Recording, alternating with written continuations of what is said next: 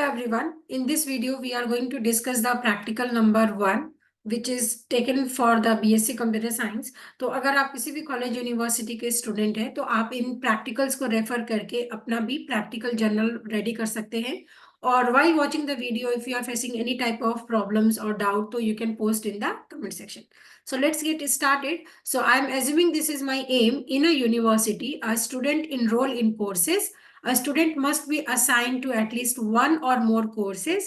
Each course is taught by a single professor. To maintain instruction quality, a professor can deliver only one course. तो ये एक आपको मैंने scenario दिया है, ठीक है. इस सिनेरियो के अकॉर्डिंग जो आपका फर्स्ट प्रैक्टिकल है उसमें आपको क्या करना है, इस केस स्टडी को पढ़ना है और इसके अकॉर्डिंग आपको ईआरडी ड्रॉ करना है. ईआरडी ड्रॉ करने में again you should be knowing कि what is entity relationship diagram, क्या क्या सिंबल्स होते हैं. तो अगर आपने वो नहीं पढ़ा है तो आपको क्या करना है, इस वीडियो के डिस्क्रिप्शन में मैंने डीबीएमएस का एक लिंक प्रोवाइड किया है. That is a complete free tutorial for the playlist of DBMS. उसमें आप एक एक करके डीबीएमएस के सारे इन टॉपिक्स को कवर कर सकते हैं. तो आप थ्योरी वहां से पढ़िए. यहाँ पे मैं इसको एक्सप्लेन कर रही हूँ कि अगर ये केस स्टडी गिवन है, इसके अकॉर्डिंग आप कैसे डिजाइन करेंगे एक ईआरडी डायग्राम. तो एक यहाँ पे यूनिवर्सिटी की बात हो रही है. अब यूनिवर्सिटी, आप अपना यूनिवर्सिटी ले लो. जैसे मैं एक यूनिवर्सिटी ले लेती हूँ, लेट अस से आरएस, है ना. एक आरएस नाम का एक मैं यूनिवर्सिटी ले लिया मैंने. इस यूनिवर्सिटी में स्टूडेंट है तो ऑब्वियसली यूनिवर्सिटी में क्या होंगे, स्टूडेंट होंगे कई सारे. उस यूनिवर्सिटी में कई सारे कोर्सेज हो सकते हैं. उस यूनिवर्सिटी में जो टीचर्स होंगे कई सारे प्रोफेसर्स हो सकते हैं. इसके अलावा भी आप कई सारे यहाँ पे इमेजिन कर सकते हो, बिकॉज ये आपके ऊपर है कि आप कितना डीपली उसको स्टडी कर रहे हैं. तो यहाँ पे एक यूनिवर्सिटी की बात की गई है जिसमें स्टूडेंट है जो कि इनरोल कर रहा है इस कोर्सेज में, ठीक है. अब यहाँ पे कुछ कंडीशंस भी गिवन है कि एक स्टूडेंट है, it must be assigned to at least one or more courses. So this are the constraint given. Constraint का ये मीनिंग होता है कि कुछ हम यहाँ पे रूल स्पेसिफाई कर रहे हैं कि अगर यूनिवर्सिटी की बात है और अगर कोई एक स्टूडेंट है तो एटलीस्ट वो स्टूडेंट है, इसका मतलब वो किसी ना किसी कोर्स में तो इनरोल किया है. इसलिए यहाँ पे मस्ट भी लिखा है और साथ में एटलीस्ट भी लिखा है ना.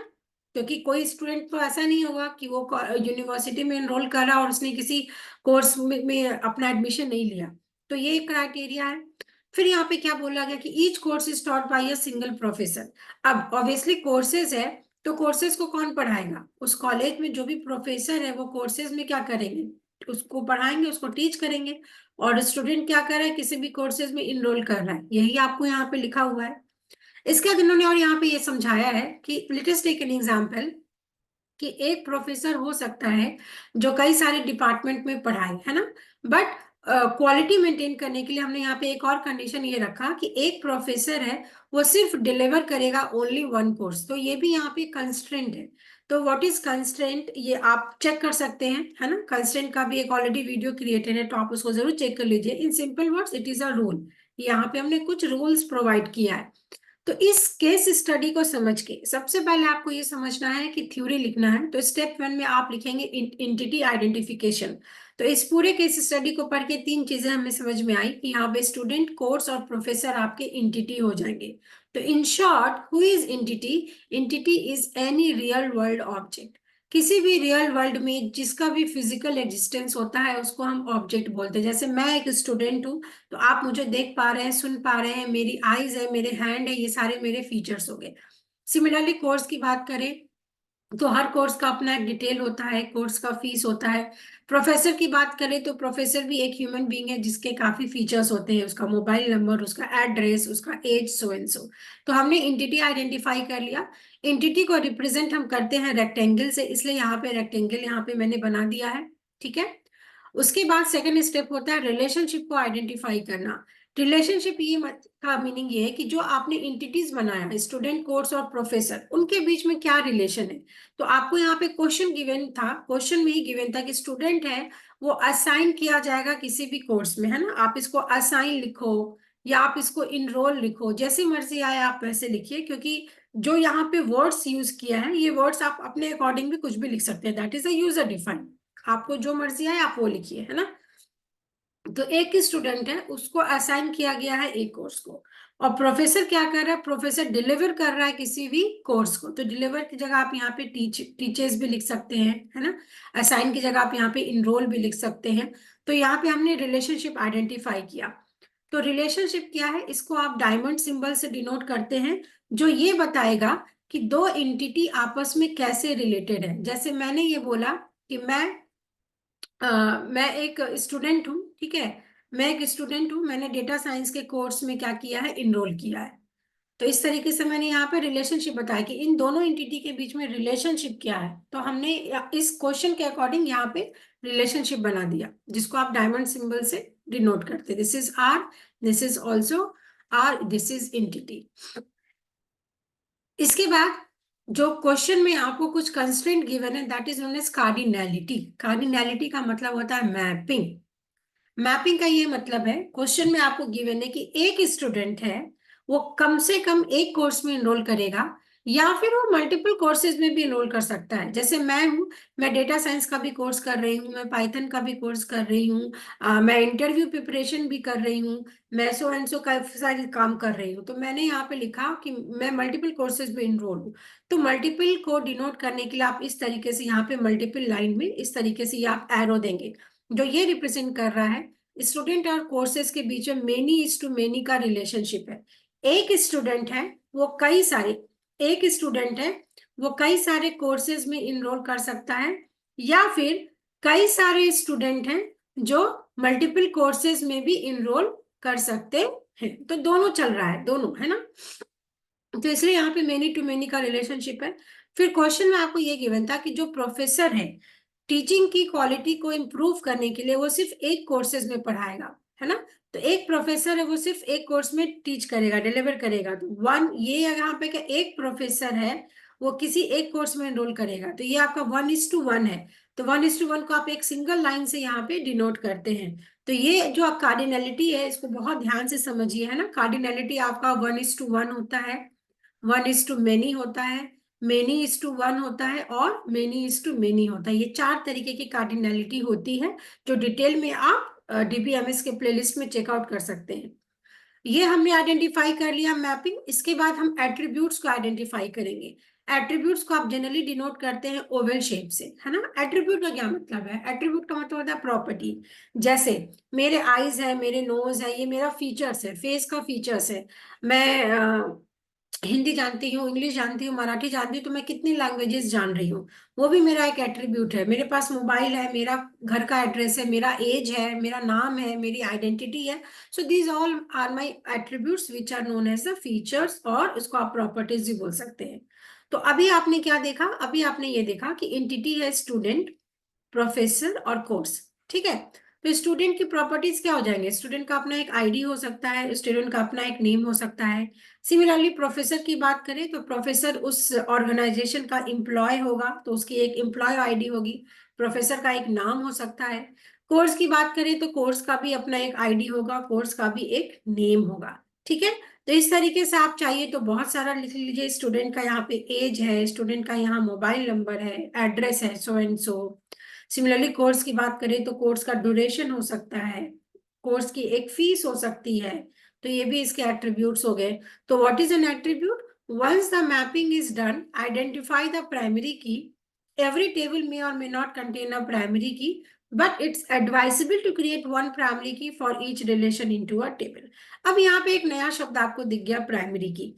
प्राइमरी की क्या है, डिटेल में अगेन मैं बता रही हूँ, आप डीबीएमएस की प्लेलिस्ट में जाके जरूर चेक कर लीजिएगा। इन शॉर्ट मैं यहाँ पे बताऊंगी प्राइमरी की क्या ये मीनिंग है। प्राइमरी शब्द का क्या मतलब है कि अगर मैं ह्यूमन बीइंग हूँ, तो मेरी प्राइमरी क्वालिटी है कि मुझे बोलना तो आना चाहिए, कोई भी लैंग्वेज आना चाहिए, पर आना तो चाहिए, है ना।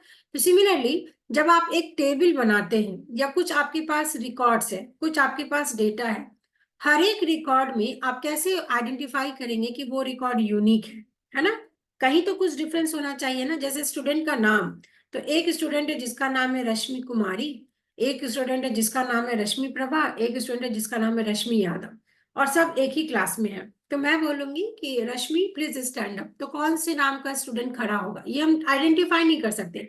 बट अगर मैं ये बोल रही हूँ इसका रोल नंबर है 1, इसका है 2, इसका है 3, बोलेंगे जिसका रोल नंबर 1 है वो स्टैंड अप, तो इसका मतलब कि मैं स्टूडेंट का जो आईडी है या इसका जो रोल नंबर है, इस रोल नंबर से मैं उस सारे स्टूडेंट में से जो कि डुप्लीकेट है, जो कि रिपीट हो रहा है, मैं किसी एक यूनिक वैल्यू को यहाँ पे रिट्रीव कर पा रही हूँ। और इसी यूनिकनेस प्रॉपर्टी को हम बोलते हैं प्राइमरी की, कि आपके पास कई सारा रिकॉर्ड है, उस कई सारे रिकॉर्ड में से कैसे आप यूनिकली आइडेंटिफाई कर पाएंगे किसी एक पर्टिकुलर स्टूडेंट को। So that is your primary की।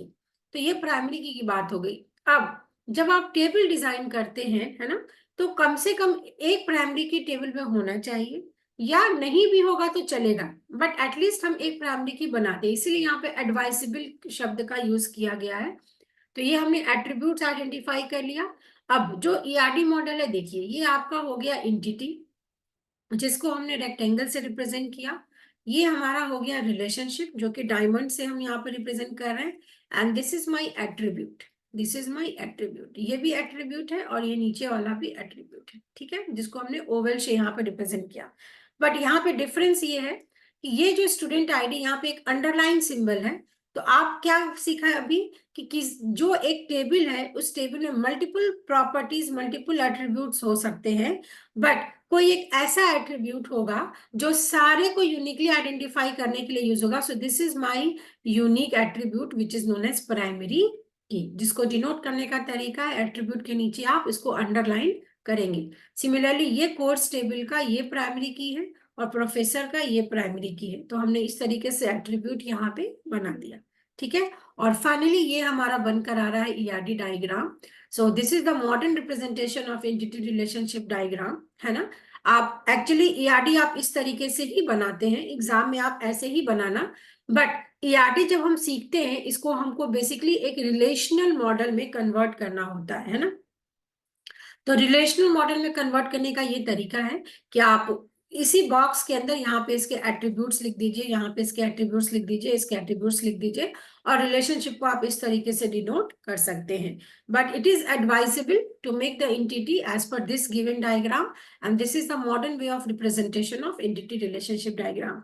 तो ये फर्स्ट प्रैक्टिकल में आपने क्या सीखा? फर्स्ट प्रैक्टिकल में आपने ये सीखा कि आपको कोई भी केस स्टडी टाइप क्वेश्चन दिया रहेगा, जैसे मैं एक स्टूडेंट हूँ, मैं एक एम्प्लॉय हूँ जो किसी बैंक में काम करती हूँ, बैंक में कई सारे कस्टमर आ रहे हैं, कस्टमर का मैं लेजर मेंटेन कर रही हूँ, एक दिन में बैंक में कितने ट्रांजेक्शन हुए। तो इस तरीके से आपको क्वेश्चंस गिवन होगा, उस क्वेश्चन में आपको एंटिटी आइडेंटिफाई करना है, रिलेशनशिप आइडेंटिफाई करना है, एट्रीब्यूट आइडेंटिफाई करना है, और कार्डिनलिटी आइडेंटिफाई करना। आइडेंटिफाई करने के बाद एक कंप्लीट आपको ईआरडी डिजाइन करना आना चाहिए। और ये बहुत ही इंपॉर्टेंट टॉपिक है। अगर आपको कंप्यूटर साइंस में अपना कैरियर बनाना है तो इस तरीके से पढ़ें, समझने की कोशिश करें। और इसको अगर आप अच्छे से समझते हैं तो और डिफरेंट सब्जेक्ट्स में भी आपको रिलेशन समझ में आएगा। और यहाँ पे कुछ टॉपिक्स हैं, जैसे एंटिटी क्या है, रिलेशनशिप क्या, अगर आपको डिटेल में पढ़ना है तो इस वीडियो के डिस्क्रिप्शन में डीबीएमएस का एक प्लेलिस्ट का लिंक होगा, आप उसको स्टार्टिंग से कवर करिए। बिकॉज अगर आप उसको स्टार्टिंग से कवर करते हैं तो आपको ये पूरा सिनेरियो समझ में आएगा कि what is DBMS, why we are learning ERD, and how we are going to write the SQL queries। तो इस वीडियो में इतना ही रखेंगे। नेक्स्ट प्रैक्टिकल के लिए stay subscribe. Thank you so much for watching this.